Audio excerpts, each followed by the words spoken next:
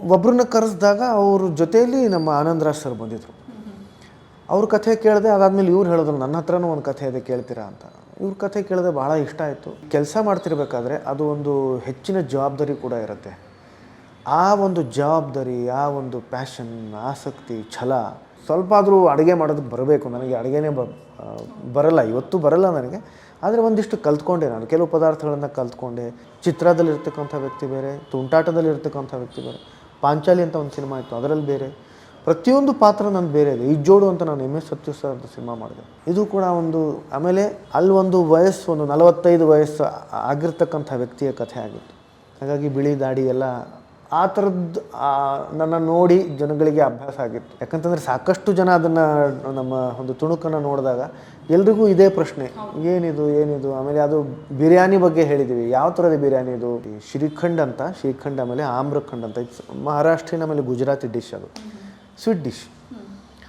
ಅದನ್ನು ನಾನು ಕಲ್ತ್ಕೊಂಡು ಮಾಡಿದ್ದೀನಿ ಕೂಡ. ನಿಜ ಹೇಳಬೇಕು, ನನಗೆ ನಮ್ಮ ಕರ್ನಾಟಕದ್ದು ಅಥವಾ ನಮ್ಮ ಟೋಟಲ್ ನಮ್ಮ ಭಾರತ ದೇಶದ್ದಾಗಿರ್ಬೋದು ಅಥವಾ ಬೇರೆ ದೇಶದ ತಿಂಡಿ ತಿನಿಸುಗಳು ಆಗಿರ್ಬೋದು, ಗೊತ್ತಿಲ್ಲ ನನಗೆ. ಒಂದು 5 ಸಿನಿಮಾಗಳಲ್ಲಿ ಒಂದು 3 ಸಿನಿಮಾ ಚೆನ್ನಾಗಿ ಹೋದರೂ ಕೂಡ, 2 ಸಿನಿಮಾ ಓಕೆ ಸುಮಾರಾಗಿ ಹೋದರೂ ಕೂಡ ನಾವು ಮಾರ್ಕೆಟಲ್ಲಿ ಇರ್ತೀವಿ, ನಾವು ಸಿನಿಮಾಗಳು ಮಾಡ್ತಾ ಇರ್ತೀವಿ, ಆ ಥರ ಇರುತ್ತೆ. ಆದರೆ ನಾನು ಹಲೋ ಕನ್ನಡ ಪಿಕ್ಚರ್ನ ಈ ಒಂದು ವಿಶೇಷ ಸೆಗ್ಮೆಂಟ್ಗೆ ನಿಮ್ಮೆಲ್ಲರಿಗೂ ಹಾರ್ಟ್ಲಿ ವೆಲ್ಕಮ್. ನಾನು ನಿಮ್ಮ ಕಾವ್ಯ ಕೃಷ್ಣಮೂರ್ತಿ. ನಾವಿವ್ರನ್ನ ಸೀರಿಯಲಲ್ಲಿ ನೋಡಿದ್ವಿ. ಅಲ್ಲಿ ಒಂದು ಟ್ರೆಂಡನ್ನು ಸೆಟ್ ಮಾಡಿಬಿಟ್ಟಿದ್ರು. ಪ್ರೀತಿನ ಹೀಗೂ ಕೂಡ ಮಾಡ್ಬೋದು ಅಂತ ನಮ್ಮೆಲ್ರಿಗೂ ಕೂಡ ತೋರಿಸ್ಕೊಟ್ರು. ಅದ್ರ ಹಿಂದೆ ನಾವಿವ್ರನ್ನ ಒಂದು ಸ್ವಲ್ಪ ಹಿಂದೆ ಹೋಗಿ ನೋಡೋದಾದರೆ ಸಿನಿಮಾಗಳಲ್ಲೂ ಕೂಡ ಅವ್ರದ್ದೇ ಆದಂಥ ಒಂದು ಪ್ಯಾಟ್ರನ್ ಇಟ್ಕೊಂಡು ನಮ್ಮೆಲ್ಲರನ್ನ ಎಂಟರ್ಟೈನ್ ಮಾಡಿದರು. ಈಗ ಕನ್ನಡ ಇಂಡಸ್ಟ್ರಿಗೆ ದೊಡ್ಡ ಪರದೆಗೆ ಕಂಬ್ಯಾಕನ್ನು ಮಾಡ್ತಿದ್ದಾರೆ. ವಿಶೇಷ ಅಂತಂದರೆ ಶೆಫ್ ಆಗಿ. ಹೌದು, ಅದು ಬೇರೆ ಯಾರೂ ಅಲ್ಲ, ನಮ್ಮೆಲ್ಲರ ಪ್ರೀತಿಯ Anirudh sir. Sir, welcome to the show. Thank you. ಹೇಗಿದ್ದೀರಿ?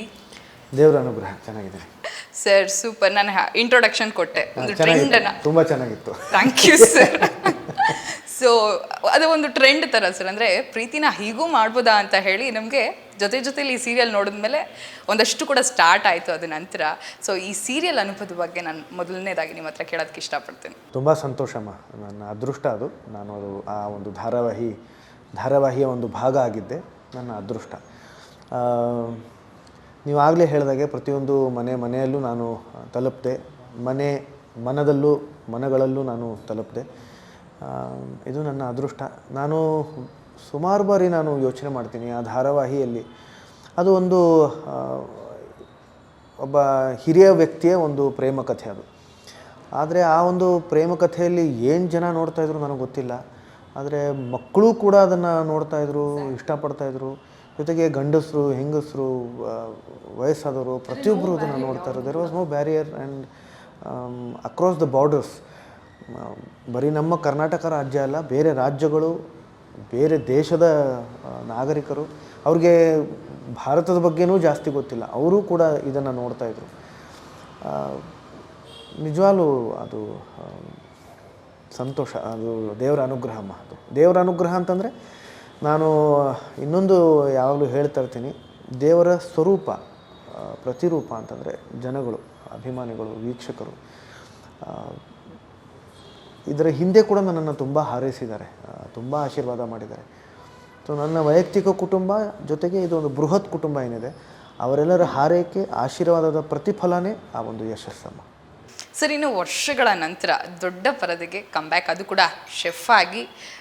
ಅನುಭವದ ಬಗ್ಗೆ ಹೇಳಿ ನಮಗೆ. ಅದು ಕೂಡ ಸಂತೋಷನೇ. ಅದು ಒಂದು ದೊಡ್ಡ ಅದಕ್ಕೊಂದು ಚೂರು ಇತಿಹಾಸ ಕೂಡ ಇದೆ. ನನ್ನ ಜಿಮ್ ಮೇಟ್ ಸರ್ವೋತ್ತಮ್ ಸರ್ ಅಂತ, ಅವರ ಶ್ರೀಮತಿಯವರು ಇದಕ್ಕೆ ನಿರ್ಮಾಪಕಿ, ನಮ್ಮ ಶೆಫ್ ಚಿದಂಬರ ಚಿತ್ರಕ್ಕೆ. ಸರ್ವೋತ್ತಮ್ ಸರ್ ಅವರು, ನಾನು ಇಬ್ಬರು ಜಿಮ್ ಮೇಟ್ಸ್ ನಾವು. ಅವರು ಹೇಳಿದ್ರು, ನಾನು ನಿಮ್ಮ ಜೊತೆಲಿ ನಿಂತ್ಕೋತೀನಿ.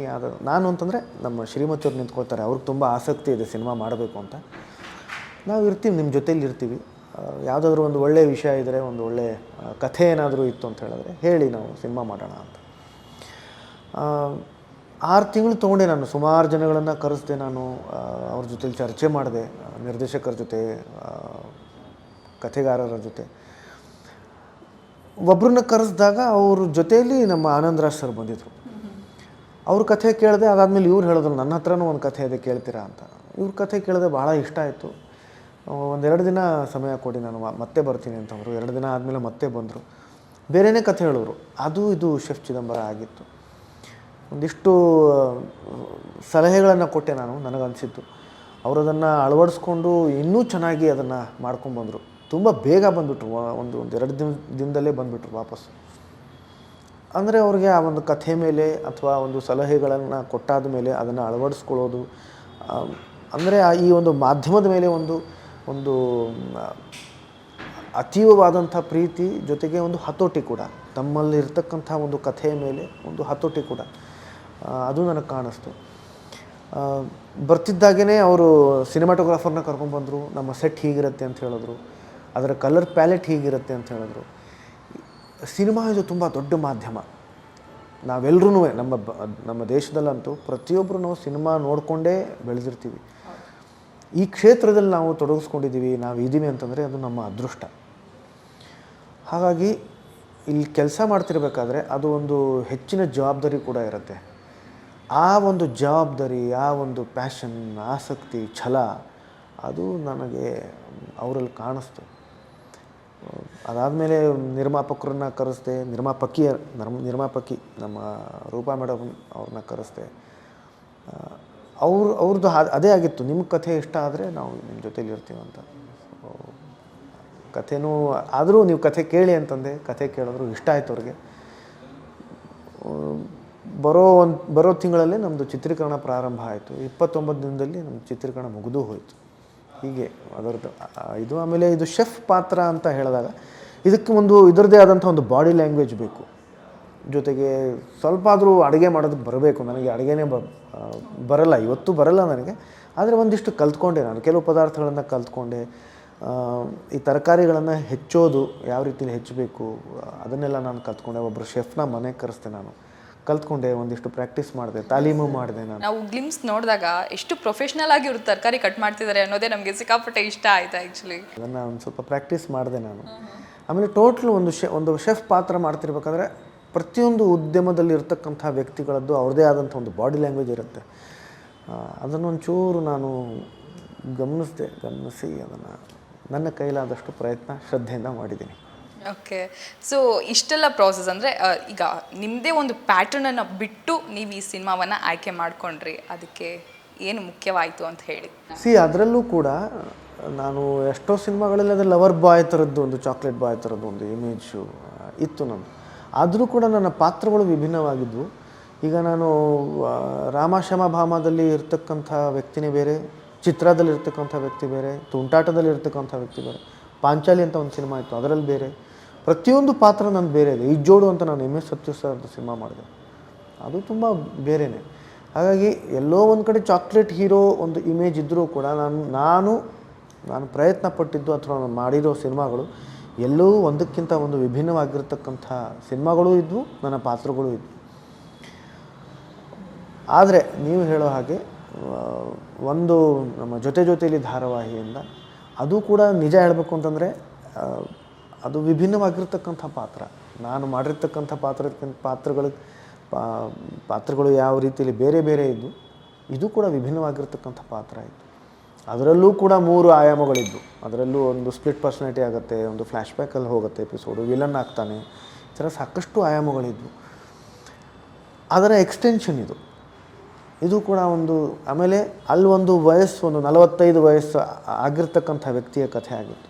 ಹಾಗಾಗಿ ಬಿಳಿ ದಾಡಿ ಎಲ್ಲ ಆ ಥರದ್ದು ನನ್ನ ನೋಡಿ ಜನಗಳಿಗೆ ಅಭ್ಯಾಸ ಆಗಿತ್ತು. ತಿರ್ಗಾ ಇದನ್ನು ಒಂದು ಕಪ್ಪು ಮಾಡಿ ಇಟ್ ವಾಸ್ ಅ ಟಾಸ್ಕ್. ಯಾಕಂತ ಅದು ಒರಿಜಿನಲ್, ದಟ್ ವಾಸ್ ನಾನು ಒರಿಜಿನಲ್ ಗೆಟಪ್ ಅಂತಂದರೆ ಏನು ನಾನು ಹೇಗಿದ್ದೀನೋ ಹಾಗೆ. ಆದರೆ ಇದಕ್ಕಂತಂದರೆ ನಾನು 2 ದಿನಕ್ಕೆ ಒಂದು ಸತಿ ಮಾಡಿಸ್ತಾ ಇರಬೇಕು. So anyhow whatever. But ಇದಕ್ಕಿಂತ ಅದಕ್ಕೆ ಜಾಸ್ತಿ ಫ್ಯಾನ್ಸ್ ಇದ್ದಾರೆ sir. Thank you as you said, it was a trendsetter. So yeah. ಇದು ನಾವು ಗ್ಲಿಮ್ಸ್ ಎಲ್ಲ ನೋಡಿದಾಗ ಸರ್, ಶೆಫ್ ಚಿದಂಬರ ಗ್ಲಿಮ್ಸ್ ನೋಡಿದಾಗ ಅನಿರುದ್ಧ್ ಸರ್ ಏನು ಅನ್ನೋದನ್ನ ನಾವು ನಿಜವಾಗ್ಲೂ ಊಹಿಸೋಕೆ ಆಗಲ್ಲ. ಯಾಕಂದರೆ ಒಂದು ಡಾರ್ಕ್ ಕಾಮಿಡಿ ಅನ್ನೋದು ಕ್ಲಿಯರಾಗಿ ಗೊತ್ತಾಗುತ್ತೆ. ಬಟ್ ಇವ್ರಿಗೆ ಏನು ಮಾಡೋಕ್ಕೆ ಹೊರಟಿದ್ದಾರೆ ಅನ್ನೋದು ನಿಜವಾಗ್ಲೂ ಗೊತ್ತಾಗ್ತಾ ಇಲ್ಲ ಸರ್. ಅದೇ ಉದ್ದೇಶ ನಮ್ಮದು. ನೀವು ಬಂದು ಸಿನಿಮಾ ನೋಡಬೇಕು, ಆದರೆ ಸಿನಿಮಾ ನೋಡೋದಕ್ಕೂ ಮುಂಚೆ ಕುತೂಹಲ ಕೂಡ ಮೂಡಿಸ್ಬೇಕು ಅನ್ನೋದೇ ನಮ್ಮ ನಿರ್ದೇಶಕರ, ನಮ್ಮ ತಂಡದ ಒಂದು ಉದ್ದೇಶ ಆಗಿತ್ತು. ಅದು ತುಂಬ ಅದ್ಭುತವಾಗಿ ಅವರು ಅದನ್ನು ಮಾಡಿದ್ದಾರೆ. ಅದನ್ನು ಯಾಕಂತಂದರೆ ಸಾಕಷ್ಟು ಜನ ಅದನ್ನು ನಮ್ಮ ಒಂದು ತುಣುಕನ್ನು ನೋಡಿದಾಗ ಎಲ್ರಿಗೂ ಇದೇ ಪ್ರಶ್ನೆ, ಏನಿದು. ಆಮೇಲೆ ಅದು ಬಿರಿಯಾನಿ ಬಗ್ಗೆ ಹೇಳಿದ್ದೀವಿ, ಯಾವ ಥರದ ಬಿರಿಯಾನಿ ಇದು, ಯಾರೋ ಕಾಲ್ ಮಾಡ್ತಾರೆ, ನಮಗೆ ತುಂಬ ಪ್ರಶ್ನೆಗಳು ಹುಡ್ಕೊಂಡ್ಬಿಡ್ತು ಅಲ್ಲಿ. ಅದೇ ಅವನ್ನ ಏನು ಮಾಡಿದ್ಯಾ ಅಂತ ಕೇಳ್ತಾರೆ. ಆಮೇಲೆ ನಾನು ಮನುಷ್ಯನ, ಒಬ್ಬ ವ್ಯಕ್ತಿನ ಕುಯ್ಯೋದು ತೋರಿಸಿದ್ದೀವಿ. ಈ ಥರದ್ದು ಸಾಕಷ್ಟಿದೆ. ಅದರಲ್ಲಿ ಸಾಕಷ್ಟು ತಿರುವುಗಳು ಇರತಕ್ಕಂಥ ಸಿನಿಮಾ ಇದು. ಈ ಥರದ ಒಂದು ಕಥೆ ಅಂತಂದರೆ ಕೊಲೆಗಳ ಸುತ್ತ ನಡೆಯೋ ಕಥೆ, ಆದರೆ ಇದನ್ನು ತುಂಬ ಗಂಭೀರವಾಗಿ ಅದನ್ನು ಹೇಳೋದಕ್ಕೆ ಹೊರಟಿಲ್ಲ ನಾವು. ಒಂದು ಹಾಸ್ಯ ಪ್ರಧಾನ ಚಿತ್ರ ಇದು, ತುಂಬ ಹಾಸ್ಯದ ಮುಖಾಂತರ. ಯಾಕಂದರೆ ಒಬ್ಬ ಶೆಫ್ ಆಗಿರ್ತಾನೆ, ಆದರೆ ಇವನು ಸಿಕ್ಕಾಕೊಳ್ತಾನೆ, ಕೊಲೆಗಳ ಸುತ್ತ ಸಿಕ್ಕಾಕೊಳ್ತಾನೆ. ಅದನ್ನು ನಾವು ಒಂದು ಹಾಸ್ಯದ ಮುಖಾಂತರ ಅದನ್ನು ತೋರಿಸಿದ್ದೀವಿ. ಆದರೆ ಕೇವಲ ಹಾಸ್ಯನೂ ಇಲ್ಲ ಇದರಲ್ಲಿ ನೀವು ನಮ್ಮ ಟ್ರೇಲರ್ ನೋಡಿದ್ರೆ ನಿಮ್ಗೆ ಗೊತ್ತಾಗುತ್ತೆ. ಇದರಲ್ಲಿ ಸಾಹಸನೂ ಇದೆ, ಜೊತೆಗೆ ಸಸ್ಪೆನ್ಸ್ ಇದೆ, ಅದರ ರಹಸ್ಯ ಇದೆ, ಥ್ರಿಲ್ಲರ್ ಇದೆ, ರೋಮಾಂಚನ ಹುಟ್ಟಿಸುತ್ತೆ. ಒಂದು ಮನೋರಂಜನೆಗೆ ಒಳ್ಳೆ ಸಂಗೀತ ಇದೆ, ಒಳ್ಳೆ ಸಂಗೀತ ಸಾಹಿತ್ಯ ಇದೆ. ಒಂದು ಮನೋರಂಜನೆಗೆ ಬೇಕಾಗಿರ್ತಕ್ಕಂಥ ಎಲ್ಲ ಅಂಶಗಳು ಈ ಸಿನಿಮಾದಲ್ಲಿದೆ. ಆಮೇಲೆ ಕೇವಲ 1 ಗಂಟೆ 42 ನಿಮಿಷದ ಅವಧಿಯ ಚಿತ್ರ ಇದು. ಹಾಗಾಗಿ ನೀವು ಗೊತ್ತೇ ಆಗಲ್ಲ ಸಿನಿಮಾ ಅಂದರೆ ಮುಗದೇ ಹೋಗುತ್ತೆ. ಹೀಗೆ ಇಂಟರ್ವಲ್ ಹೀಗೆ ಬಂದುಬಿಡುತ್ತೆ, ಹೀಗೆ ಸಿನಿಮಾನೇ ಮುಗಿದು ಹೋಗುತ್ತೆ. ಹಾಗಾಗಿ I guarantee everybody, it's a joy ride, it's a fun ride. ನೀವು ಬಂದರೆ, ನೀವು ಬನ್ನಿ, ನೀವು ಬರ್ತೀರಾ ಅನ್ನೋ ಒಂದು ಭರವಸೆ, ನಂಬಿಕೆ ನನಗಿದೆ. ನೀವು ನೋಡಿ ಸಿನಿಮಾನ, ನೀವು ಖುಷಿ ಪಡ್ತೀರಾ. ನಮ್ಮೆಲ್ಲರಿಗೂ ಅದೊಂದು ನಂಬಿಕೆ ಇದೆ ಸರ್, ಅನಿರುದ್ಧ್ ಸರ್ ಯಾವುದೇ ಪಾತ್ರ ಆಗಲಿ, ಏನೇ ಮಾಡೋಕ್ಕೆ ಹೊರಟಿರಲಿ, ನಮಗೆಲ್ಲೂ ಡಿಸಪಾಯಿಂಟ್ ಮಾಡಲ್ಲ ಅನ್ನೋದು. ಏನು ಶೆಫ್ ಆಗಿ ನೀವು ಮೊದಲು ಕಲ್ತಿದ್ದ ಡಿಶ್ ಯಾವುದು ಅಂತ ಹೇಳಿ. ನಾನು ಕಲ್ತಿದ್ದು ಮೊನ್ನೆ ಒಂದು ರಿಯಾಲಿಟಿ ಶೋಗೆ ಹೋಗಿದ್ದೆ, ಅಲ್ಲಿ ನಾನು ಮಾಡಿದೆ. ಅಲ್ಲಿ ಶ್ರೀಖಂಡ್ ಆಮೇಲೆ ಆಮ್ರಖಂಡ್ ಅಂತ, ಇಟ್ಸ್ ಮಹಾರಾಷ್ಟ್ರೀಯನ್ ಆಮೇಲೆ ಗುಜರಾತಿ ಡಿಶ್, ಅದು ಸ್ವೀಟ್ ಡಿಶ್. ಅದನ್ನು ನಾನು ಕಲ್ತ್ಕೊಂಡು ಮಾಡಿದ್ದೀನಿ ಕೂಡ. ಅವರು ತುಂಬ ಇಷ್ಟಪಟ್ಟರು. ಆಮೇಲೆ ನಿಜವಾಗ್ಲೂ ಇಷ್ಟಪಟ್ಟರು, ಸುಮ್ಮನೆ ಆ್ಯಕ್ಟ್ ಮಾಡಿಲ್ಲ, ನಿಜವಾಗ್ಲೂ ಇಷ್ಟಪಟ್ಟರು. ಆಮೇಲೆ ನಾವು ಎಲ್ಲರೂ ಅಲ್ಲಿ ತಿಂದು, ಅದು ನಿಜವಾಗ್ಲೂ ಚೆನ್ನಾಗಿ ಆಗಿತ್ತದು. ಆಮೇಲೆ ಆ ಒಂದು ಕಾರ್ಯಕ್ರಮ ನೋಡಿ ನಮ್ಮ ಎಷ್ಟೋ ಅಭಿಮಾನಿಗಳು ಅದನ್ನು ಮಾಡಿದ್ದಾರೆ ಕೂಡ, ಮಾಡಿ ನನಗೆ ಫೋಟೋನೂ ಕಳಿಸಿದ್ದಾರೆ ನನಗೆ, ನಾವು ಮಾಡಿದ್ದೀವಿ ಸರ್ ಇದನ್ನು ಅಂತ. ಸರ್, ಏನು ಸಿನಿಮಾಗೆ ಮುಂಚೆ ನಿಮಗೆ, ಅಂದರೆ ಈ ಸಿನಿಮಾಗೆ ಮುಂಚೆ ಅಡುಗೆ ಮಾಡೋದಕ್ಕೆ ಮಾಡಿಲ್ಲ ಅಂತ ಹೇಳಿದ್ರಿ. ಬಟ್ ಸಿನಿಮಾ ಆದಮೇಲೆ ಮನೇಲಿ ಏನಾದರೂ ಅಡುಗೆ ಮಾಡಿದ್ರಾ, ಹೆಲ್ಪ್ ಮಾಡಿದ್ರಾ ವೈಫ್ಗೆ? ನನಗೆ ಬಿಡೋದೇ ಇಲ್ಲ. ನಾನು ಎಷ್ಟೋ ಸಲ ಪ್ರಯತ್ನ ಪಡ್ತೀನಿ, ಅಡುಗೆ ಮನೆಗೆ ಹಿಂಗೆ ಹೋಗೋದಕ್ಕೆ ಪ್ರಯತ್ನ ಪಡ್ತೀನಿ. ತಳ್ಳಿಬಿಡ್ತಾರೆ, ಬೇಡ ಅಣ್ಣ ನಾವು ಮಾಡ್ತೀವಿ ಅಂತ. ಅವ್ರಿಗೇನೋ ಮುಜುಗರನೋ ಏನೋ ಗೊತ್ತಿಲ್ಲ ನನಗೆ. ಬಟ್ ನಾನೇ ಹಠ ಹಿಡಿದು ಈ ತರಕಾರಿ ಹೆಚ್ಚೋದನ್ನ ಕಲಿತೆ ನಾನು. ಆಮೇಲೆ ಈ ಒಂದು ಕಾರ್ಯಕ್ರಮಕ್ಕೋಸ್ಕರ ನಾನು ಶ್ರೀಖಂಡ್ ಆಮೇಲೆ ಆಮ್ರಖಂಡ್ ಕಲಿತೆ. ಆದರೆ ಬಿಡೋದೇ ಇಲ್ಲ ನನ್ನನ್ನು. ಸೊ ಬಟ್ ಒಂದು ಕಾಲದಲ್ಲಿ ನಾನು hotel management and catering technology ನಾನು ಮಾಡಬೇಕು ಅಂತ ಅಂದ್ಕೊಂಡಿದ್ದೆ. ಸೊ ಅದರದ್ದೆಲ್ಲೋ ಒಂದು ಏನೋ ಇತ್ತಲ್ಲ ಮನಸ್ಸಲ್ಲಿ, ಅದು ಒಂದು ಈ ಒಂದು ಪಾತ್ರದ ಮುಖಾಂತರ ಅದು ಆಯಿತು.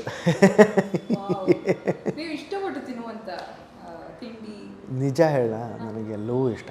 ನನಗೆ ತುಂಬ ಅಂದರೆ ಅದರಲ್ಲಿ ಪ್ರೀತಿ ಇರಬೇಕಷ್ಟೆ.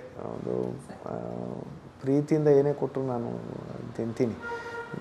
ಜೊತೆಗೆ ನಿಜ ಹೇಳಬೇಕು, ನನಗೆ ನಮ್ಮ ಕರ್ನಾಟಕದ್ದು ಅಥವಾ ನಮ್ಮ ಟೋಟಲ್ ನಮ್ಮ ಭಾರತ ದೇಶದ್ದಾಗಿರ್ಬೋದು ಅಥವಾ ಬೇರೆ ದೇಶದ ತಿಂಡಿ ತಿನಿಸುಗಳು ಆಗಿರ್ಬೋದು, ನನಗೆ ತುಂಬ ಇಷ್ಟ. ನಾನು ಬೇರೆ ಎಲ್ಲಿ ಹೋದರೂ ಕೂಡ, ಅಂದರೆ ಬೇರೆ ರಾಜ್ಯಗಳಿಗೆ ಹೋದರೂ ಅಥವಾ ಬೇರೆ ದೇಶಕ್ಕೆ ಹೋದರೂ ಕೂಡ ಅಲ್ಲಿ ಡೆಲಿಕಸೀಸ್ ನಾನು ಕೇಳ್ತೀನಿ.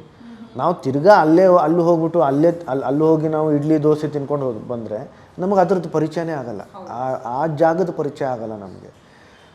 ಹಾಗಾಗಿ ನಾನು ಆ ಜಾಗಕ್ಕೆ ಹೋದಾಗ ನಿಮ್ಮಲ್ಲಿ ಏನು ವಿಶೇಷತೆ ಇದೆ ಅದನ್ನು ನನಗೆ ಕೊಡಿ ಅಂತ ಅಂತೀನಿ. ಅದನ್ನು ನಾನು ಆಸ್ವಾದಿಸ್ತೀನಿ ನಾನು. ಅಲ್ಲ, ನಿಜವಾಗ್ಲೂ ಇಂಟ್ರೆಸ್ಟಿಂಗ್ ಸರ್. ಈಗ ನಾವು ಎಷ್ಟೋ ಕಡೆ ಹೋದಾಗ ಏನು ಮಾಡ್ತೀವಿ, ಇಲ್ಲ ಅಲ್ಲಿನ ಫುಡ್ ಹೇಗಿರುತ್ತೋ ನಮಗೆ ಬೇಡ, ಅದೇ ದೋಸೆ, ಅದೇ ಇಡ್ಲಿ, ಅದೇ ಪಲಾವ್ ತಿನ್ಕೊಂಡು ಬಂದ್ಬೇಡ ಅಂತ ಎಷ್ಟೊಂದು ಸಲ ನಾವು ಪ್ಲ್ಯಾನ್ ಮಾಡ್ತೀವಿ. ತುಂಬ ಜನ ಅನ್ಕೋತಾರೆ ಅದನ್ನು. ಬಟ್ ನಾನು ಆ ಥರ ಇಲ್ಲ. ನನ್ನ ಜೊತೇಲಿ ಬಂದಿರೋರು ಎಲ್ರಿಗೂ ನಾನು ಹೇಳ್ತೀನಿ, ಇಲ್ಲಿದ್ದೇನು ವಿಶೇಷತೆ ಇದೆ ಅದನ್ನು ತಿನ್ನೋಣ ಅಂತ. ನಾನು ಆಮೇಲೆ ಅಲ್ಲಿ ಡಯಟ್ ಗೇಟ್ ಅದನ್ನೇನು ಫಾಲೋನೇ ಮಾಡಲ್ಲ, ಒಂದು ಸ್ವಲ್ಪನೂ ಇಲ್ಲೂ ಕೂಡ ನಾನು ಅತಿ ಫಾಲೋ ಮಾಡಲ್ಲ ನಾನು. ಮಾಡ್ತೀನಿ, ಅತಿಯಾಗಿ ಮಾಡಲ್ಲ. ನಾನು ಕೆಲವ್ರನ್ನ ನೋಡಿದ್ದೀನಿ ಅತಿಯಾಗಿ ಮಾಡ್ತಾರೆ, ಎಷ್ಟೋ ಒಂದು 25 ವರ್ಷ ಸ್ವೀಟೇ ತಿಂದೇ ಇರೋ ವ್ಯಕ್ತಿಗಳು ಇದೆಲ್ಲ ಇದ್ದಾರೆ. ನಾನು ಆ ಥರದ್ದು ಮಾಡಲ್ಲ. ನಾನು ಅವ್ರ ಬಗ್ಗೆ ಇದು ಮಾಡ್ತಾಯಿಲ್ಲ. ಅದು ಅವರ ಒಂದು ಏನೋ ಅವ್ರದ್ದೇನು ಗುರಿ ಉದ್ದೇಶ ಏನಿದೆ ಅದಕ್ಕೆ ಅವರು ಇದು ಮಾಡ್ಕೊಂಡು ಹೋಗ್ತಾ ಇದ್ದಾರೆ. ಆದರೆ ನಾನು ಆ ಥರದ ವ್ಯಕ್ತಿ ಅಲ್ಲ. ನಾನು ಎಲ್ಲವೂ ತಿಂತೀನಿ, ಆದರೆ ಸ್ವಲ್ಪ ಜಾಸ್ತಿ ಹೊಟ್ಟೆ ತುಂಬ ತಿನ್ನಲ್ಲ ನಾನು. ಸ್ವಲ್ಪ ಇನ್ನೂ ಇರುತ್ತೆ ನನ್ನ ಜಾಗ, ಇನ್ನೂ ತಿನ್ನುವಷ್ಟು ಅದಕ್ಕೊಂದು ಕೆಪಾಸಿಟಿ ಏನಿದೆ, ತಿನ್ನುವಷ್ಟು ಇನ್ನೂ ಸ್ವಲ್ಪ ಜಾಗ ಇಟ್ಕೊಂಡಿರ್ತೀನಿ. ಬಟ್ ಎಲ್ಲವೂ ನಾನು ಆಸ್ವಾದಿಸ್ತೀನಿ, ತಿಂತೀನಿ. ಆಮೇಲೆ ನಾನು ಎಷ್ಟೋ ಸತಿ ಹೇಳಿದ್ದೀನಿ ಕೂಡ, ಏನಾದರೂ 6 ಪ್ಯಾಕ್ಸ್ ಏನಾದರೂ ಸ್ವೀಟ್ಸ್ ತಿಂದರೆ, ಫ್ರೈಡ್ ಐಟಮ್ಸ್ ತಿಂದರೆ ಬರುತ್ತೆ ಅಂತಿದ್ದಿದ್ರೆ ನಾನು ಆ ಥರದ ಅಂಗಡಿಗಳಲ್ಲೇ ಕೂತ್ಕೋತಾ ಇದ್ದೆ 24 ಗಂಟೆ ಅಂತ. ನನಗೆ ಭಾಳ ಇಷ್ಟ, ನನಗೆ ಸಿಹಿ ತುಂಬ ಇಷ್ಟ ನನಗೆ, ತುಂಬ ಅಂದರೆ ತುಂಬ. Even fried items also I love food. But I am not a great ಏನಂತಾರೆ, ನಾನು ತುಂಬ ತಿಂದು ಆ ಥರದ್ದು ಹೊಟ್ಟೆ ತುಂಬ ತಿನ್ನಲ್ಲ ನಾನು. Great sir. ಇನ್ನು ವರ್ಷಗಳ ನಂತರ ಸರ್ ಮತ್ತೆ ಬೆಳ್ಳಿ ಪರದೆ ಮೇಲೆ ಕಾಣಿಸ್ಕೋತಾ ಇದ್ರೆ ಅದು ನಮ್ಮೆಲ್ಲರಿಗೂ ಕೂಡ ಖುಷಿಯಾಗುವಂಥ ವಿಚಾರ. ಬಟ್ ಸೀರಿಯಲ್ ಆದ ನಂತರ ನಿಮಗೆ ಇನ್ನಷ್ಟು ಆಡಿಯನ್ಸ್ ಮನೆ ಮಾತಾಗಿದ್ದಾರೆ, ಅಂದರೆ ನಿಮ್ಮನ್ನು ಎಲ್ಲರೂ ಕೂಡ ಇಷ್ಟಪಡ್ತಾರೆ. ಅನಿರುದ್ಧ್ ಸರ್ ಅಂತ ಅಂದ ತಕ್ಷಣ ಅಲ್ಲೇನೋ ವಿಭಿನ್ನತೆ ಇರುತ್ತೆ ಅನ್ನೋದನ್ನು ಎಕ್ಸ್ಪೆಕ್ಟ್ ಮಾಡ್ತಾರೆ. ಸೊ ಈ ಸಿನಿಮಾ ಮೂಲಕ ಜನ ನಿಮ್ಮನ್ನು ಹೇಗೆ ಅಕ್ಸೆಪ್ಟ್ ಮಾಡ್ತಾರೆ ಅನ್ನೋದು ಒಂದು ನಂಬಿಕೆ ಇದೆ. ನಾನು ಆಗಲೇ ಹೇಳಿದಾಗೆ, ಜೊತೆಗೆ ಕಥೆನೇ ತುಂಬ ಚೆನ್ನಾಗಿದೆ ಅಮ್ಮ. ಕಥೆಯಲ್ಲೇ ಸಾಕಷ್ಟು ತಿರುವುಗಳಿದ್ದಾವೆ. ಆಮೇಲೆ ಈ ಥರದ ಒಂದು ಸಿನಿಮಾ, ಈ ಥರದೊಂದು ವಿಷಯ ನಮ್ಮ ಕನ್ನಡ ಚಿತ್ರರಂಗದಲ್ಲಿ ಬಹುಶಃ ನನಗನ್ಸಿರೋ ಮಟ್ಟಿಗೆ ಅದು ಬಂದಿಲ್ಲ ಇದುವರೆಗೂ. ಇದು ತುಂಬ ವಿರಳ, ವಿನೂತನ, ವಿಭಿನ್ನ, ವಿಶಿಷ್ಟವಾದಂಥ ಪ್ರಯತ್ನ ಇದು. ಹಾಗಾಗಿ ಇದು ಜನ ಇಷ್ಟಪಡ್ತಾರೆ ಅಂತಲೇ ನಾನು ನಂಬಿದ್ದೀನಿ. ಅಂದರೆ ಈಗ ಕೊಲೆಗಳ ಸುತ್ತ ನಡೆಯೋ ಕಥೆಗಳು ಸಾಕಷ್ಟು ಬಂದಿವೆ, ಆದರೆ ಅದನ್ನು ಡಾರ್ಕ್ ಹ್ಯೂಮರ್ ಜೊತೆ ಏನು ಹೇಳೋದಾಗಿರಬಹುದು, ಅಥವಾ ಇಷ್ಟೊಂದು ತಿರುವುಗಳು ಏನು ನಮ್ಮ ಸಿನಿಮಾದಲ್ಲಿದ್ದಾವೆ, ಆ ಥರದ ಸಿನಿಮಾ ಬಂದಿಲ್ಲ ಅಂತ. ಅಂದರೆ ಆ ಪ್ರಯತ್ನ ಇನ್ನೂ ಆಗಿಲ್ಲ, ಇದೇನೋ ವಿಭಿನ್ನ ಅನ್ನೋದು ನಿಜವಾಗ್ಲೂ ಕಾಣಿಸುತ್ತೆ. ಆಮೇಲೆ ಇದು ನನ್ನ ಸಿನಿಮಾ ಅಂತ ನಾನು ಹೇಳ್ತಾ ಇಲ್ಲ, ಇದು ಒಂದು ಸಿನಿಮಾ, ಒಬ್ಬ ಸಿನಿಮಾ ನೋಡುಗ ಅಂತ ಅಂದ್ಕೊಳ್ಳಿ, ವೀಕ್ಷಕ ಅಂತ ಅಂದ್ಕೊಳ್ಳಿ. ನಾನು ಹಾಗೆ ಹೇಳ್ತಾ ಇದ್ದೀನಿ, ಈ ಸಿನಿಮಾ ಇದು ನಿಮಗೆ ಇದು ಒಂದು ಮನೋರಂಜನೆ, ಒಂದು it's a bundle of entertainment. Wait ಮಾಡ್ತಾ ಇದ್ದೀವಿ ಸರ್. ನೀವು ಯಾಕೆ ಸರ್ ಸಿನಿಮಾದಿಂದ ಅಷ್ಟು ಒಂದು ಸ್ವಲ್ಪ ಗ್ಯಾಪ್ ತೊಗೊಂಡ್ರಿ ಅಂತ ಹೇಳಿ? ಗೊತ್ತಿಲ್ಲ, ನಾನು ತುಂಬ ಆಯ್ಕೆ ಮಾಡಿದೆ, ನಾನು ಸಾಕಷ್ಟು ಆಯ್ಕೆ ಮಾಡಿದೆ. ಬಹುಶಃ ಅದು ನನ್ನ ತಪ್ಪು ಅಂತ ಅನಿಸುತ್ತೆ ನನಗೆ. ಒಂದು ಗೊತ್ತಿಲ್ಲ ನನಗೆ, ಒಂದು 5 ಸಿನಿಮಾಗಳಲ್ಲಿ ಒಂದು 3 ಸಿನಿಮಾ ಚೆನ್ನಾಗಿ ಹೋದರೂ ಕೂಡ, 2 ಸಿನಿಮಾ ಓಕೆ ಸುಮಾರಾಗಿ ಹೋದರೂ ಕೂಡ ನಾವು ಮಾರ್ಕೆಟಲ್ಲಿರ್ತೀವಿ, ನಾವು ಸಿನಿಮಾಗಳು ಮಾಡ್ತಾ ಇರ್ತೀವಿ, ಆ ಥರ ಇರುತ್ತೆ. ಆದರೆ ನಾನು ಪ್ರತಿಯೊಂದು ಸಿನಿಮಾ ತುಂಬ ಆಯ್ಕೆ ಮಾಡಿಕೊಂಡೇ ಮಾಡಿದೆ ನಾನು. ಸೊ ಬಹುಶಃ ಅಲ್ಲಿ ಒಂಚೂರು ಗ್ಯಾಪ್ ಆಗೋಯಿತು ನನಗೆ. ತುಂಬ ಆಯ್ಕೆ ಮಾಡಿ ಸ್ವಲ್ಪ ಗ್ಯಾಪ್ ಆಗೋಯಿತು. ಆದರೆ ಗ್ಯಾಪ್ ಆದರೂ ಕೂಡ ನಾನು ನಿಂತಿಲ್ಲ, ನಾನು ಸಾಕಷ್ಟು ಕೆಲಸಗಳನ್ನು ಮಾಡಿದೆ ಆ ಒಂದು ಸಮಯದಲ್ಲಿ. ಅದರದ್ದು ನನಗೆ ತುಂಬ ಒಳ್ಳೆಯ ಪರಿಣಾಮ ಕೂಡ ನನಗೆ ಸಿಕ್ತು. ನನಗೆ ರಾಷ್ಟ್ರೀಯ ಪ್ರಶಸ್ತಿ ಬಂತು ನನಗೆ. ಇದೆಲ್ಲವೂ ಆ ಒಂದು ಗ್ಯಾಪ್ ಏನು ಇತ್ತಲ್ಲ, ಆ ಗ್ಯಾಪಿಂದ ನನಗಾಯಿತು. ಯಾಕಂದರೆ ಸಾಕಷ್ಟು ಓದಿದೆ ಆ ಕಾಲದಲ್ಲಿ, ನಾನು ಸಾಕಷ್ಟು ಕಾದಂಬರಿಗಳನ್ನು ಓದಿದೆ. ಈಗ ನಾನು ಒಂದು ಕಾದಂಬರಿ ಕೂಡ ಬರೀತಾ ಇದ್ದೀನಿ. ಮೊದಲನೇದಾಗಿ ನಾನು ಕಿರುಚಿತ್ರಗಳನ್ನು ಬರೆದೆ, ಅದನ್ನು ನಿರ್ದೇಶನ ಮಾಡಿದೆ. ಸಾಕ್ಷ್ಯಚಿತ್ರ ಬರೆದೆ, ನಿರ್ದೇಶನ ಮಾಡಿದೆ. ನಂತರ ಒಂದಿಷ್ಟು ಲೇಖನಗಳನ್ನು ಬರೆದೆ, ಆ ಲೇಖನಗಳು ಪ್ರಕಟಗೊಂಡವು ಪತ್ರಿಕೆಗಳಲ್ಲಿ. ಆಮೇಲೆ ಈಗ ಕಾದಂಬರಿ ಬರಿತಾ ಇದ್ದೀನಿ. ಸಾಕಷ್ಟು ಕಾದಂಬರಿಗಳನ್ನು ಓದಿದೆ, ಸಾಕಷ್ಟು ಸಿನಿಮಾಗಳನ್ನು ನೋಡಿದೆ. ಅದರೆಲ್ಲದರ ಪರಿಣಾಮ ನನ್ನ ಬರವಣಿಗೆ, ನಿರ್ದೇಶನ ಇದೆಲ್ಲವೂ ಆಯಿತು. ಜೊತೆಗೆ ಆ ಎಲ್ಲ ಸಿನಿಮಾಗಳು ನೋಡಿದ್ರಿಂದ ಅಥವಾ ಅದೆಲ್ಲ ಓದಿದ್ರಿಂದ ನನ್ನ ಅಭಿನಯದಲ್ಲೂ ಅದರ ಒಂದು ಬದಲಾವಣೆ ಕಾಣಿಸ್ಕೊಳ್ತು. ಜೊತೆಯಲ್ಲಿ ಧಾರಾವಾಹಿಯಲ್ಲಿ ಆ ಒಂದು ಮ್ಯಾಚ್ಯೂರಿಟಿ ಅದೆಲ್ಲವೂ ಏನಿದೆ, ಆ ಬಾಡಿ ಲ್ಯಾಂಗ್ವೇಜ್ ಏನಿದೆ, ಅದೆಲ್ಲವೂ ಆ ಒಂದು ಗ್ಯಾಪಲ್ಲಿ ಸಿಕ್ಕಿರ್ತಕ್ಕಂಥ ಆ ಒಂದು ಅವಕಾಶನ ನಾನು ಯಾವ ರೀತಿಯಲ್ಲಿ ಅವಕಾಶವಾಗಿ ಅದನ್ನು ಬಳಸ್ಕೊಂಡು ಅದರ ಪರಿಣಾಮನೇ ಅದು. ಸೊ ಎಲ್ಲೂ ನಮಗೆ ಅಂದರೆ ಅಂದರೆ ಕೆಲವೊಮ್ಮೆ ಅನಿಸುತ್ತೆ ಸರ್, ಚೆನ್ನಾಗಿದ್ದಾರೆ, ಇಷ್ಟು ಸಿನಿಮಾ ಮೂಲಕ ನಮ್ಮನ್ನು ಎಂಟರ್ಟೈನ್ ಮಾಡಿದ್ದಾರೆ, ಇವರು ಯಾಕೆ ಗ್ಯಾಪ್ ತೊಗೊಂಡ್ರು, ಈ ಥರ ಸಾಕಷ್ಟು ಪ್ರೇಕ್ಷಕರಿಗೆ ಅನಿಸೋದು ಉಂಟು. ಸೊ ಹಾಗಾಗಿ ಅಲ್ಲ, ಗ್ಯಾಪ್ ಆಗೋಯ್ತದು. ನಾನು ಬೇಕು ಅಂತ ಅದನ್ನು ನಿರೀಕ್ಷಿಸಿರಲಿಲ್ಲ ಅಥವಾ ಅಪೇಕ್ಷೆ ಇರಲಿಲ್ಲ, ಅದು ಆಗೋಯ್ತು ಗ್ಯಾಪ್. ನಾನು ಆಗಲೇ ಹೇಳಿದಾಗೆ ಅದು ಆ ಗ್ಯಾಪಲ್ಲಿ ಎಷ್ಟೋ ಜನ ಏನಾಗುತ್ತೆ, ಕೆಲವು ಫ್ರಸ್ಟ್ರೇಟ್ ಆಗ್ತಾರೆ ಅಥವಾ ವ್ಯಸನಗಳಿಗೆ ಮಾರು ಹೋಗ್ತಾರೆ. ನಾನು ಅದನ್ನು ಮಾಡಲಿಲ್ಲ. ನನಗೆ ಯಾವ ಥರದ್ದು ಈ ಥರದ್ದು ವ್ಯಸನಗಳು ಇಲ್ಲ. ನನಗೆ ಧೂಮಪಾನ ಇಲ್ಲ ಅಥವಾ ಮದ್ಯಪಾನ ನಾನು ಮಾಡಲ್ಲ. ನಂದು ಒಂದೇ ಧೋರಣೆ, ಏನೇ ಮಾಡಿದ್ರೂ ಕೂಡ ಅದರಿಂದ ಸಕಾರಾತ್ಮಕತೆ ನಮ್ಮಲ್ಲಿ ಬರಬೇಕು. ಕುಡಿಯೋದ್ರಿಂದ ಆಗಿರ್ಬೋದು ಅಥವಾ ಧೂಮಪಾನದಿಂದ ಆಗಿರಬಹುದು, ದುಡ್ಡು ಕಳ್ಕೊತೀವಿ ವಿನಃ ಅಥವಾ ಆರೋಗ್ಯ ಕಳ್ಕೊತೀವಿ ವಿನಃ ಅದರಿಂದ ಪಾಸಿಟಿವ್ ಸಕಾರಾತ್ಮಕತೆ ಏನಿದೆ, ಇದು ನನಗೆ ಚಿಕ್ಕ ವಯಸ್ಸಲ್ಲೇ ನನಗೆ ಅದು ಗೊತ್ತಾಯಿತು. ಹಾಗಾಗಿ ನಾನು ಆ ದಾರಿಗೆ ಹೋಗಲೇ ಇಲ್ಲ ನಾನು. ಆದರೆ ಆ ಒಂದು what was the choice, what were the options? One, to get frustrated or to do something which is positive, which will take you forward, which will make you more equipped, skilled. ಹಾಗಾಗಿ ನಾನು ಅದನ್ನು ಈ ರೀತಿಯಲ್ಲಿ ಬಳಸ್ಕೊಂಡೆ. ನಾನು ಕೆಲವು ಕೋರ್ಸ್ಗಳನ್ನು ಮಾಡಿದೆ. ನಾನು ಸಿನಿಮಾಟೋಗ್ರಫಿ ಕೋರ್ಸ್ ಮಾಡಿದೆ, film and television institute of India ಪುಣೆಗೆ ಹೋಗಿ ಫಿಲ್ಮ್ ಅಪ್ರಿಸಿಯೇಷನ್ ಕೋರ್ಸ್ ಮಾಡಿದೆ. ಕೆಲವು ಇಲ್ಲಿ ಬೆಂಗಳೂರಲ್ಲೂ ಕೂಡ ನಾವು ಕೋರ್ಸ್ ಕಂಡಕ್ಟ್ ಮಾಡೋದು. ನಾವು ಭಾರತೀಯಮ್ಮವರ 50 ವರ್ಷಗಳ ಒಂದು ಸಿನಿ ಪಯಣದ ಒಂದು ನಿಮಿತ್ತವಾಗಿ ಕ್ರೈಸ್ಟ್ ಯೂನಿವರ್ಸಿಟಿ ಏನಿದೆ ಅದರ ಜೊತೆಗೆ ಆಸ್ಕರ್ ಪ್ರಶಸ್ತಿ ಕೊಡುತ್ತಲ್ಲ, the academy motion pictures arts and sciences, ಅವ್ರ ಜೊತೆಲಿ ಸೇರಿಕೊಂಡು ನಮ್ಮ ವಿಭಾ ಚಾರಿಟೇಬಲ್ ಟ್ರಸ್ಟ್ ನಾವೊಂದು ಶಾರ್ಟ್ ಫಿಲ್ಮ್ ಮೇಕಿಂಗ್ ಕೋರ್ಸ್ ಕೂಡ ಮಾಡೋದು. ನಾನೇನು ಬಂದಿದ್ನಲ್ಲ ಫಿಲ್ಮ್ ಅಪ್ರಿಸಿಯೇಷನ್ ಕೋರ್ಸಲ್ಲಿ, ಎಲ್ರಿಗೂ ಅಲ್ಲಿಗೆ ಹೋಗೋಕ್ಕಾಗಲ್ಲ, ಅವಕಾಶ ಸಿಗಲ್ಲ. ಆದರೆ ಆ ಥರದ ಒಂದು ಶಿಕ್ಷಣ, ಒಂದು ತರಬೇತಿ ಇಲ್ಲಿ ಹುಡುಗರಿಗೆ ಆಗಬೇಕು ಅನ್ನೋ ದೃಷ್ಟಿಯಲ್ಲಿ ಆ ಒಂದು ಪ್ರಯತ್ನ ನಾವು ಪಟ್ವಿ. ಜೊತೆಗೆ ನಮ್ಮ ವಿಭಾ ಚಾರಿಟೇಬಲ್ ಟ್ರಸ್ಟಿಂದ ನಾವು ಆರೋಗ್ಯ ಕ್ಷೇತ್ರದಲ್ಲಿ, ಶಿಕ್ಷಣ ಕ್ಷೇತ್ರದಲ್ಲಿ, ಪರಿಸರ ಕ್ಷೇತ್ರದಲ್ಲಿ ಒಂದಿಷ್ಟು ಅಳಿಲು ಸೇವೆಯನ್ನು ನಮ್ಮದೇ ಆದ ರೀತಿಯಲ್ಲಿ ಮಾಡೋದು. ಈ ಪೀರಿಯಡ್ನ ನಾನು ಆ ರೀತಿಯಲ್ಲಿ ಬಳಸ್ಕೊಂಡೆ. ನಮ್ಮ ಕಾಮಿಕ್ ಸರಣಿ ಅದರದ್ದೊಂದು ಅದರ ಒಂದು ಪರಿಕಲ್ಪನೆ ನಂದಾಗಿತ್ತು. ಆ ಥರದ ಕಾಮಿಕ್ ಸರಣಿ ಯಾರೂ ಮಾಡಿಲ್ಲ ಇಲ್ಲಿ, ಇಬ್ಬರು. ಸೊ ಆ ಥರದ್ದು ನನ್ನ ಒಂದು ಪ್ರಯತ್ನ ಆಗಿತ್ತು. ನಾನು ಯಾವಾಗಲೂ ಅಂದ್ಕೊಳ್ಳೋದು, ನಾವು ನಮ್ಮಲ್ಲಿ ನಮ್ಮ ಯೋಗ್ಯತೆಯನ್ನು ನಾವು ಬೆಳೆಸ್ಕೋಬೇಕು. ಯೋಗ ಆ ಶಕ್ತಿ ಕೊಡುತ್ತೆ, ಆ ಪ್ರಕೃತಿ ಶಕ್ತಿ ಆ ದೇವರು ಕೊಡ್ತಾನೆ. ಇಂಟ್ರೆಸ್ಟಿಂಗ್ ಸರ್, ಇಂಟ್ರೆಸ್ಟಿಂಗ್ ನಿಜವಾಗ್ಲೂ. ನನಗೀಗ ನೆಕ್ಸ್ಟ್ ಕ್ವೆಶನ್ ಏನಂದರೆ, ಬಹುಶಃ ಎಲ್ರಿಗೂ ಗೊತ್ತಿದೆ, ಬಟ್ ನಮ್ಮ ಕನ್ನಡ ಪಿಕ್ಚರ್ ವೀಕ್ಷಕರಿಗೆ ಅನಿರುದ್ಧ್ ಸರ್ ಸಿನಿಮಾಗೆ ಎಂಟ್ರಿ ಹೇಗಾಯಿತು ಅನ್ನೋದು ಒಂದು ಕುತೂಹಲ. ನೋಡಿ, ನಾನು ಎಲ್ಲ ಹೇಳಿದ್ರೆ ಹೇಗೆ, ಅದನ್ನು ಬನ್ನಿ ನೀವು ನೋಡಿ ಸಿನಿಮಾನ. Please come and watch. Sir, ನಿಮಗೆ ಯೂಶ್ವಲಿ ಸಿನಿಮಾ ಅಂತ ಬಂದಾಗ, ನೀವು ಆ್ಯಕ್ಟ್ ಮಾಡ್ತಿದ್ದೀರಾ ಅಂತ ಅಂದಾಗ, ಮುಖ್ಯ ಭೂಮಿಕೆಯಲ್ಲಿ ಇದ್ದೀರಾ ಅಂತ ಅಂದಾಗ, ಯಾವ ಥರದ ಕತೆಗಳು ನಿಮಗೆ ಹೆಚ್ಚು ಇಷ್ಟ ಆಗುತ್ತೆ ಅಥವಾ ಸೆಲೆಕ್ಟ್ ಮಾಡ್ತೀರಾ ಅಂತ ಹೇಳಿ? ಥರದ್ದು ಅಂತಲ್ಲಮ್ಮ, ಅದು ಮನಸ್ಸಿಗೆ ಹಿಡಿಸ್ಬೇಕು.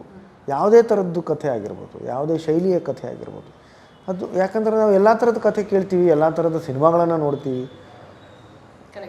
ಎಲ್ಲ ಥರದ ಸಿನಿಮಾಗಳು ನಮಗೆ ಇಷ್ಟನೂ ಆಗ್ತವೆ. ಸಿನಿಮಾ ಚೆನ್ನಾಗಿರಬೇಕು, ಕಥೆ ಚೆನ್ನಾಗಿರಬೇಕು, ಅದರ ಹಿಂದೆ ಇರತಕ್ಕಂಥ ಒಂದು ಅಪ್ರೋಚ್ ಏನಿದೆ ಅದೊಂದು ಪ್ರಾಮಾಣಿಕತೆಯಿಂದ ಅದು ಇರಬೇಕು. ಅದಿದ್ದಾಗ ಅದು ಇಷ್ಟ ಆಗೇ ಆಗುತ್ತೆ ಅಲ್ವಾ? ಎಕ್ಸಾಕ್ಟ್ಲಿ ಸರ್, ಇತ್ತೀಚೆಗೆ ಅಂದರೆ ನಾವು ಕನ್ನಡದಲ್ಲಿ ನೋಡೋದಾದರೆ ಸುಮಾರು ಒಳ್ಳೆ ಚಿತ್ರಗಳು ಬರ್ತಾ ಇದೆ ಸರ್. ಹೊಸಬ್ರ ಪ್ರಯತ್ನ ಆದರೂ ಕೂಡ ಗಟ್ಟಿ ಕಥೆಗಳು, ಕಂಟೆಂಟ್ ಇರುವಂಥ ಕಥೆಗಳು ಬರ್ತವೆ. ಬಟ್ ಎಲ್ಲಿ ಎಡುತ್ತಿದೆ, ಎಲ್ಲಿ ಏನಾಗ್ತಿದೆ ಅನ್ನೋದು ಒಂದು ಕ್ಲಾರಿಟಿ ಇಲ್ಲ. ಯಾಕೆಂದರೆ ಚೆನ್ನಾಗಿರೋ ಸಿನಿಮಾಗಳಿಗೆ ಕೆಲವೊಮ್ಮೆ ಜನಗಳು ಬರೋದಿಲ್ಲ, ಜನಗಳು ಬಂದರೆ ಕೆಲವೊಮ್ಮೆ ಥಿಯೇಟರ್ ಸಿಗೋದಿಲ್ಲ. ಈ ಥರದ್ದು ಒಂದಷ್ಟು ಇಶ್ಯೂಗಳು, ಇದ್ರ ಬಗ್ಗೆ ನಿಮ್ಮ ಅನಿಸಿಕೆ? ಅದು ದುರಂತ ಅಮ್ಮ. ಕೆಲವು ಸಿನಿಮಾಗಳು ಚೆನ್ನಾಗಿದ್ದರೂ ಕೂಡ ಓಡದೇ ಇದ್ದರೆ ಅದು ದುರಂತ. ಅದು ನನ್ನ ವಿಷಯದಲ್ಲೂ ಹಿಂದೆ ಕೂಡ ಆಗಿದೆ. ವಿಧಿಲಿಖಿತ ಕೆಲವು ಸಲ ನಾನು ನಂಬೋದು ಎಲ್ಲವೂ ವಿಧಿಲಿಖಿತನೇ. ಆದರೆ ವಿಧಿಲಿಖಿತ ಅಂತ ನಾವು ಕಾಲ ಮೇಲೆ ಇಟ್ಕೊಂಡು ಕೈ ಕಟ್ಕೊಂಡು ಕೂತ್ಕೋಬಾರ್ದು. ನಮ್ಮ ಪ್ರಯತ್ನ ನಾವು ಮಾಡ್ತಾ ಇರಬೇಕು. ದೇವರು, ನಾನಾಗಲೇ ಹೇಳಿದಾಗೆ, ನಮ್ಮ ಯೋಗ್ಯತೆಯನ್ನು ನೋಡಿ ಯಾವಾಗ ಯೋಗ ಕೊಡಬೇಕು ಆವಾಗ ಕೊಡ್ತಾನೆ. ಅದರ ನಂಬಿಕೆ ನಮಗಿರಬೇಕು. ಆದರೆ ಈ ಥರದ್ದು ಕೆಲವು ಪ್ರಯತ್ನಗಳು ಆದಾಗ ಬಹುಶಃ ಅದರ ಹಿಂದೆ ಇನ್ನೂ ಒಂದಿಷ್ಟು ಕಾರಣಗಳಿರಬಹುದು. ಮುಂದೆ ಏನಾದರೂ ಆಗಬೇಕು ಅನ್ನೋ ದೃಷ್ಟಿಯಲ್ಲಿ ಏನೋ ಒಂದು ಈ ಥರದ್ದಾಗಿರ್ಬೋದು. ಈ ಥರದ್ದು ಏನೋ ಒಂದು ಕಾರಣಗಳು ಇರ್ತವೆ. ಆದರೆ ಆ ಕ್ಷಣದಲ್ಲಿ ಯೋಚನೆ ಮಾಡ್ತಿರ್ಬೇಕಾದ್ರೆ ಒಂದು ಒಳ್ಳೆಯ ಸಿನಿಮಾ ಕೂಡ ಅದು ಓಡಲಿಲ್ಲ ಅಂದಾಗ ಅದು ಕೆಲವು ಸಲ ಅದು ದುರಂತನೇ. ಅದು ದುರಂತನೇ. ಕೆಲವು ಸತಿ ಎಷ್ಟೋ ಸಲ ನಾವು ಎಷ್ಟೋ ಸಿನಿಮಾಗಳ ಬಗ್ಗೆ ನೋಡ್ತೀವಿ, ಆ ಸಮಯದಲ್ಲಿ ಆ ಸಿನಿಮಾಗಳು ಓಡಿರೋಲ್ಲ, ಅದ್ರ ಮುಂದೆ ನೋಡಿದ್ರೆ ಇನ್ಯಾವಾಗೋ ಅದು ಅದು ಕ್ಲಾಸಿಕ್ಸ್ ಅಂತ ಅದು ಪರಿಗಣಿಸ್ತಾರೆ ಅಂಥ ಸಿನಿಮಾಗಳನ್ನು.